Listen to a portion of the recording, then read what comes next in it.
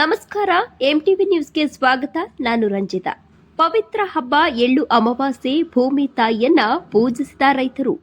ಸಿಂದಗಿ ತಾಲೂಕಿನ ಗುಬ್ಬೇವಾಡದ ರೈತರಾದ ಶ್ರೀ ವೇದಮೂರ್ತಿ ಸಂಗಯ್ಯ ಹಿರೇಮಠ ಇವರ ಹೊಲದಲ್ಲಿ ಇವತ್ತು 19/12/2025 ಶುಕ್ರವಾರದಂದು ಎಳ್ಳು ಅಮಾವಾಸ್ಯೆ ದಿನದಂದು ರೈತರು ಭೂಮಿ ತಾಯಿಯನ್ನ ನಂಬಿ ವರ್ಷವಿಡೀ ದುಡಿಯುವ ರೈತ ತನ್ನ ಪರಿಶ್ರಮಕ್ಕೆ ತಕ್ಕ ಫಲವನ್ನ ನೀಡೆಂದು ಭೂಮಿ ತಾಯಿಯನ್ನ ಪೂಜಿಸಿ ಬೇಡುವ ಪವಿತ್ರ ಹಬ್ಬ ಎಳ್ಳು ಅಮಾವಾಸ್ಯೆಯನ್ನ ರೈತರಿಗೆ ಈ ಹಬ್ಬ ಬಹಳ ವಿಶೇಷವಾಗಿದ್ದು, ಈ ಹಬ್ಬದ ದಿನದಂದು ನಮ್ಮ ಉತ್ತರ ಕರ್ನಾಟಕದ ರುಚಿಯಾದ ಸಜ್ಜಿ ರೊಟ್ಟಿ, ಸಜ್ಜಿ ಕಡುಬು, ಶೇಂಗಾದ ಹೋಳಿಗೆ, ಪುಂಡಿ ಪಲ್ಯ, ಬದನೆಕಾಯಿ ಪಲ್ಯ, ಹಿಂಡಿ ಪಲ್ಯ, ಶೇಂಗಾದ ಚಟ್ನಿ ಪುಡಿ ಹಾಗೂ ನಾನಾ ತರದ ಅಡಿಗೆಯನ್ನ ತಯಾರಿಸಿ ಸಹಕುಟುಂಬದ ಜೊತೆ ಸೇರಿಕೊಂಡು ಎತ್ತಿನ ಬಂಡಿಯಲ್ಲಿ ತಮ್ಮ ಜಮೀನಿಗೆ ಬಂದು ರುಚಿಯಾದ ಊಟವನ್ನ ಸವಿದು ನಂತರ ಕೆಲವು ಹೊತ್ತು ವಿಶ್ರಾಂತಿ ಖುಷಿಯಿಂದ ನಗುನಗುತ್ತಾ ಮರಳಿ ಮನೆಗೆ ತೆರಳುವ ಪದ್ಧತಿಯು ಇನ್ನು ನಮ್ಮ ಉತ್ತರ ಕರ್ನಾಟಕದಲ್ಲಿ ಮುಂದುವರೆದುಕೊಂಡು ಬಂದಿರುತ್ತದೆ ಎಂದು ಹಿರಿಯರಾದ ಸಂಗಯ್ಯ ಸ್ವಾಮಿ ಹಿರೇಮಠ್ ಅವರು ಮನದಾಳದ ಮಾತನಾಡಿದರು.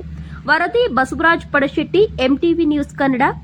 ಸುದ್ದಿ ಮತ್ತು ಜಾಹೀರಾತುಗಳಿಗಾಗಿ ಸಂಪರ್ಕಿಸಿ 9591262228 9591262228.